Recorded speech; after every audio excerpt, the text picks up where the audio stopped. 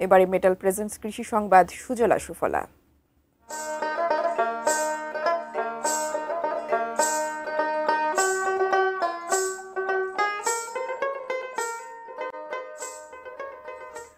শরীয়তপুরের প্রদর্শনী জমিতে আউশের উন্নত জাত বিনা ১৯ ধান এর উচ্চ ফলনে সন্তুষ্ট কৃষি বিজ্ঞানীরা। অন্য জাতের তুলনায় দ্বিগুণেরও বেশি ফলন পাওয়ায় এবং মাত্র ১০০ দিনে ধান ঘরে তুলতে পেরে খুশি কৃষকরাও। আউশের উচ্চ ফলনশীল বিনা ১৯ জাতের বীজ সংগ্রহে চাষিদের উদ্বুদ্ধ করছে কৃষি বিভাগ। শরীয়তপুর প্রতিনিধি রকনুজ্জামান পারভেজের তথ্য ছবি নিয়ে ডেস্ক রিপোর্ট। নড়িয়া উপজেলার মোক্তারেরচর ইউনিয়নের মৃধাক্রান্তি গ্রামের কৃষক আমিনুল ইসলাম মাতবর দুটির বেশি ফসল করতে পারেননি আগে। বছরের বড় একটি সময় অনাবাদি পড়ে থাকতো জমি।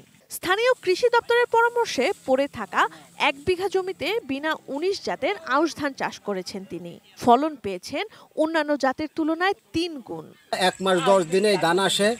এই ধান করার একটাই গুণ, যাতে ২ ফসলি জমি ৩ ফসলিতে রূপান্তরিত করা যায়। আমিনুল মাতবরের মতো কৃষি প্রণোদনা হিসেবে এবছর সার ও বিনা ১৯ জাতের বীজ পেয়েছেন শরীয়তপুরের কৃষকরা।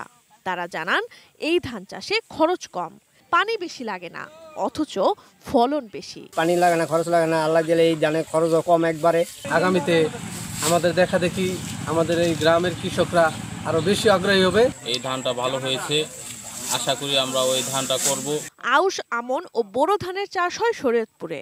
বিনা ১৯ ধান ৯০ দিন থেকে ১০০ দিনের মধ্যে কৃষকের ঘরে আসে।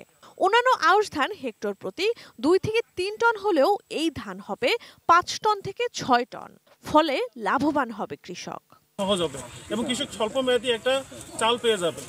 আর সেক্ষেত্রে আমাদের যে চালের যে সামান্য ঘাটতি রয়েছে সেটাও আমাদের ফিল আপ হয়ে যাবে আশা করি। সরকার কিন্তু সবসময় চায় যে উফশী জাতগুলো থেকে যেন কৃষক বীজ সংরক্ষণ করে, কারণ এইটা যদি করে তাহলে তার পরনির্ভরশীল হতে হয় না, তার বাজারের বীজ বা কারো কাছ থেকে আনতে হয় না, কিনতে হয় না।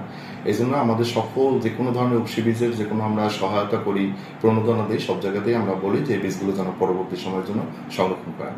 Sanjida Sylvia, desk report, ATN news.